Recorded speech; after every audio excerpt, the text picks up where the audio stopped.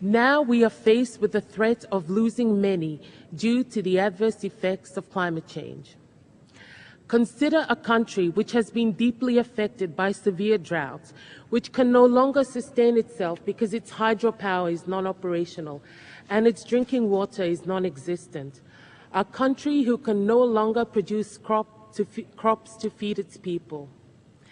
Consider a country that has been washed too often by floods and other natural disasters, which have taken away every bit of hope that they have of their future. It is important to realize that there will come a time when no amount of aid will be able to insulate countries from the impacts of climate change.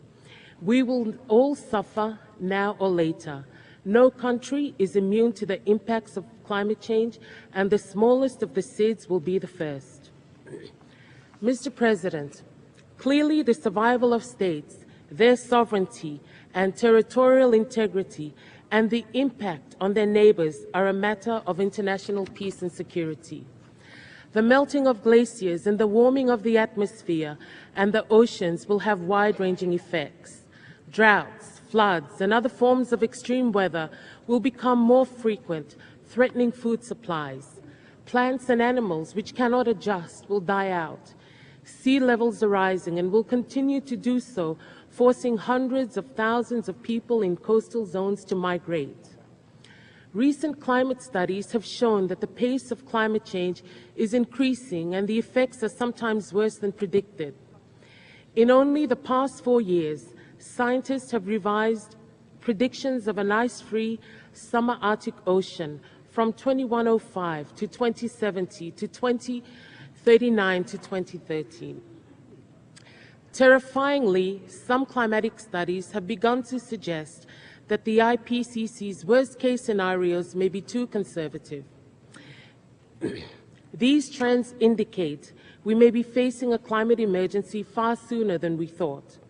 Addressing the security implications of climate change is overdue, and the time to act is now.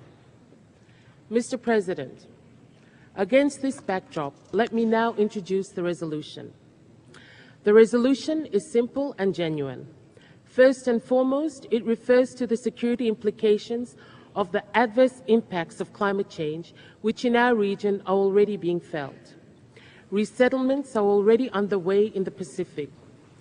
The adoption of the resolution will not only prove that we are seriously concerned about the global environment, but more importantly, that we are seriously concerned about the survival of whole populations and the existence of their lands from which they derive their sense of belonging and identity. The resolution looks at the adverse effects of climate change in a holistic manner. It points to the relevant resolutions in Second Committee, as well as the purposes of the United Nations enshrined in Article 1 of our Charter. It further reiterates the roles of the General Assembly, the Economic and Social Council, and the Security Council. The resolution also recalls the relevant UN frameworks in the field, the UNFCCC, the Barbados Programme of Action, the Mauritius Declaration, the Mauritius Strategy on the 2005 World Summit outcome, provide the framework for the resolution. The preambular part of the resolution closes simply with a factual statement, namely, the adverse impacts of climate change, including sea level rise, could have possible security implications. As I have already pointed out, these implications are already being felt in our islands.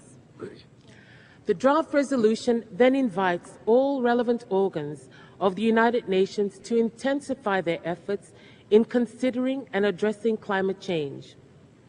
Read in connection with preambular paragraph 3, it becomes obvious that the General Assembly and ECOSOC need to increase their efforts to address sustainable development issues as they relate to climate change. It is also clear that the Security Council has the responsibility to look at the security aspects, a view that we fully endorse. Finally, the resolution calls for a comprehensive report to be submitted to the 64th United Nations General Assembly on the possible security implications of climate change. It is particularly important that this report is based on the views of member states and the relevant regional and international organizations. This report will be the first by the Secretary General to collect information on the security implications of climate change. We see this report as a critical first step as we move forward on this issue. Mr. President, the disappearance of Pacific Islands is now projected to happen with our lifetime if we continue with business as usual. Conflicts are already being exacerbated by the adverse effects of climate change, and matters will only become worse. The planet will not wait patiently for further debates on the political matter of this subject.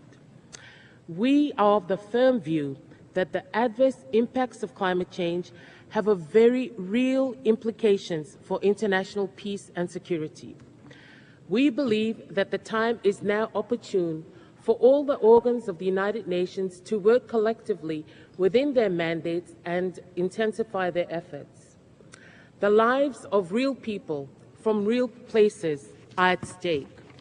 The future survival of real generations, the continuation of real cultures, and the security of belonging to a real homeland are being threatened. Mr. President, given the importance of the issue, it is my hope that A/63/L.8/Rev.1 be adopted by consensus. Thank you.